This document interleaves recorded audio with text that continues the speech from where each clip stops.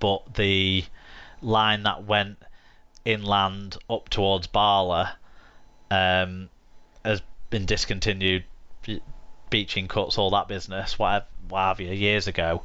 But it was, we walked along a lot of it, and it's amazing walk because it's all flat, all accessible, but you get some great views, and also watching the landscape change as the tides go out or in, however you are there in the day, is cool as well.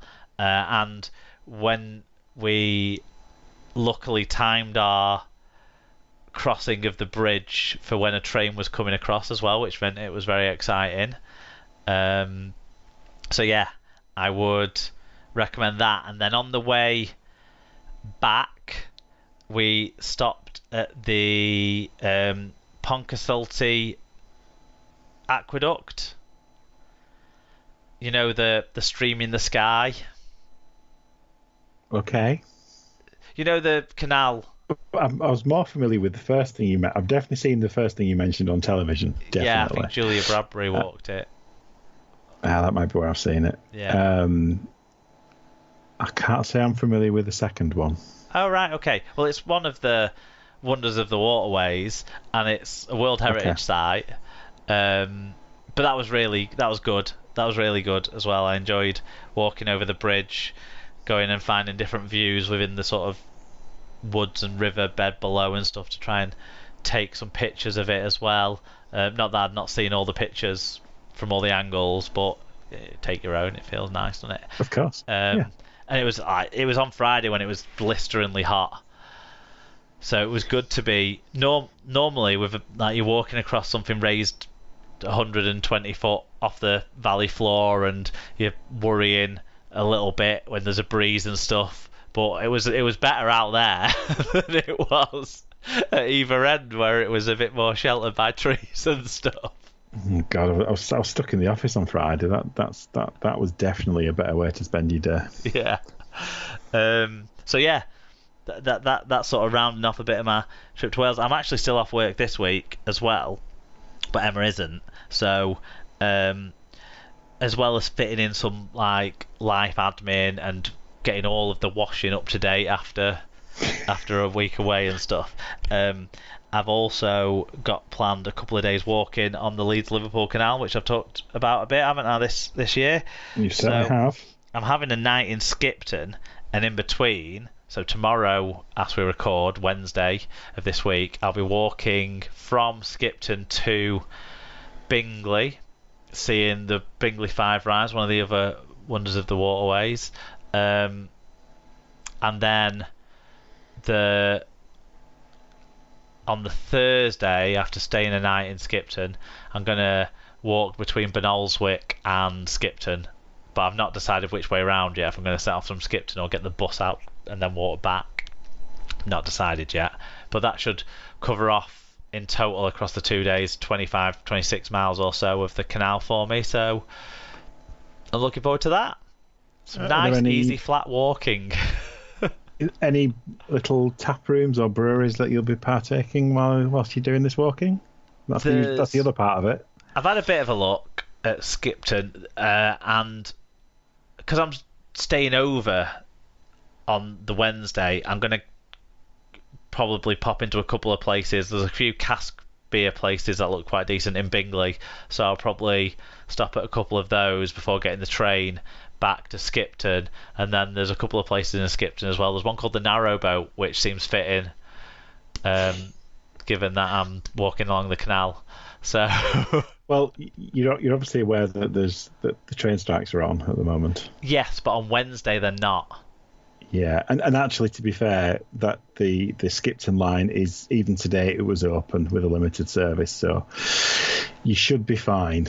Yes, that's why I've that's part of the thinking of planning it the way around. I've done it going to Bingley on Wednesday, because then I can get the train back, whereas there isn't a train the other way, so it's going to be a bus anyway. Fair enough. The other way, so it shouldn't be affected. But that doesn't mean that I'm not in support of the people who are looking to maintain their living standards whilst other people take big salaries and profits at the top end of our country. But that's another story. I was going to say, let's tackle two massive contentious topics then. Industrial relations and trans rights. To be completely honest, I'm way more comfortable talking about the industrial relations. I know where I am on that. Yeah. Yes. And I am fucking sick of workers being asked to carry the fucking burden for this economy. Power to the people. Anyway.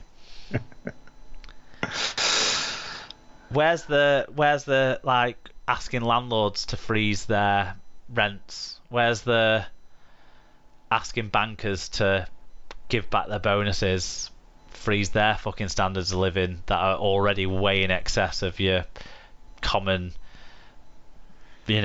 signaller on the railway or person who works in the ticket office at your local station who's probably under threat from losing their jobs anyway, like most local ticket offices are, Anyway, who should the burden fall on most?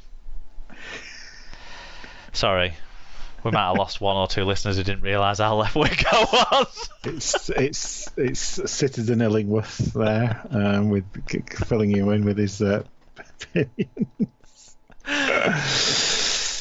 Anyway, if they've got this far into an episode, they know where we stand on these sorts of things. I don't think that would be a surprise to anybody. No.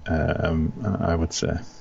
Well, probably more chat of international rugby league and less chat of industrial disputes next week on the show, as we've got David joining us from Down Under, David Hunter, our hypothetical friend. So that'll be great fun. Hopefully everyone can come back and catch that episode next week, and of course we'll be talking about all your Super League sides next week as well, so give you something to get annoyed about if we criticise a player you like or got a prediction wrong about your team.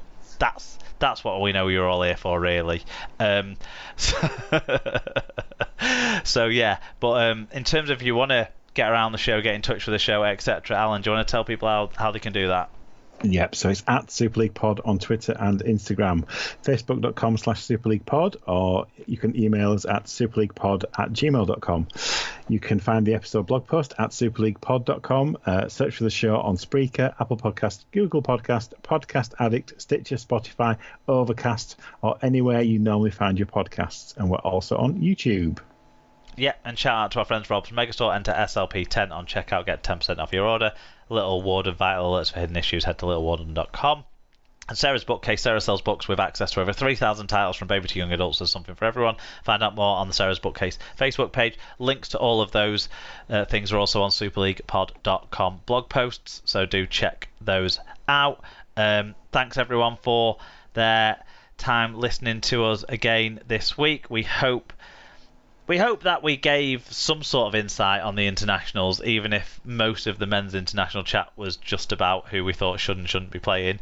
But hey, that's where you guys were at as well, it seemed like, with the fan reviews. So we'll see if we agreed or disagreed on any of that by you getting in touch next week. Thanks, Alan, for your time joining us this week in between plumbing emergencies.